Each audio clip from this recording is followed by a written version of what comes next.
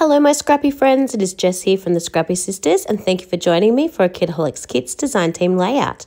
Now for this layout I really embraced that fabulous arch that's part of the rainbow. So I'm putting my two photos down sort of at the bottom of the arch where your eye sort of flows down to. And I'm doing a little bit of ephemera around that. I've kind of got the idea that the florals are kind of going to follow the arch around. So they're down in this bottom, they're going to go up to the top of the photos and then all the way up to the top of the arch as well. But I don't want them looking disjointed, so there's going to be a little bit of a flow that kind of brings them down, just follows that flow. I keep using the word flow, but there's no other way to explain it.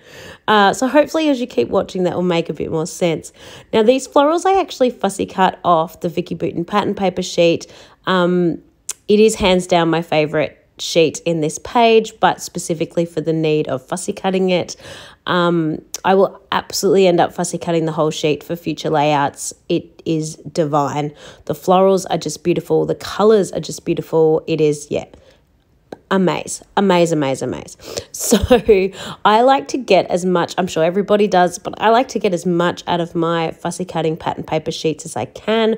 So all those kind of half bits of florals that are at the edges of the page, I still try and use those, tuck those under my photos, or like I did in the bottom right hand corner, literally put it down in the bottom right hand corner. Like that's the way the shape of the photo, like of the edging was, so that's where I'm going to put it, and it just works. So I love that. As you can see, I'm popping some of the bits of the floral up on foam. I will kind of vary that. So some will be stuck up on foam, some will be just stuck straight on the page. Just kind of adds a bit more dimension to your page, just helps bring things, foreground and background and that kind of thing. Brings things to the foreground, leaves some things in the background, adds, makes layering up a little bit easier. Speaking of layering up, I'm just building a little cluster here out of some stickers from the sticker sheet. I have taken that cool pair of sunnies and a bulldog clip and then just a little ephemera piece that says do all the things. And I'm just going to layer all three of those together and pile those on top of the photo and the side of the floral piece there. Because as much as the floral was amazing, I did still feel it needed a little bit of ephemera to it as well. Just, I don't know, to add a little bit of something different and a little bit of interest. So now I'm popping on my last two floral pieces, and these are going to go right at the top of the arch, but I don't want them too far away because I do want it to look like they're flowing through, like that everything is moving down this arch and that everything belongs in this flow line down the arch. Now, one of my biggest,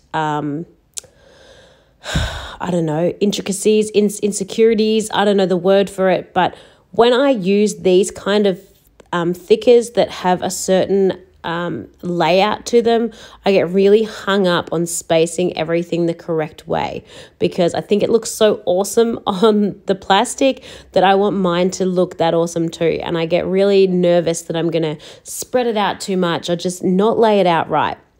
So I often keep putting the plastic back on top and trying to see through where it was stuck before. And yeah, in the end, it really doesn't matter. It just works. And I need to stop being so particular about it, but I just can't help myself.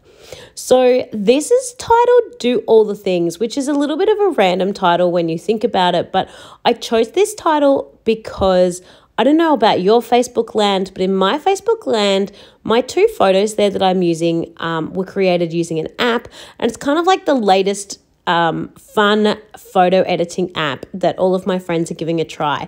We went through the, cartoonify yourself one that make you look like a Disney cartoon that was super cute. And now we're using this one that kind of looks like a watercolor, an artistically drawn portrait. So I was playing around with those and just thought, oh, here you go.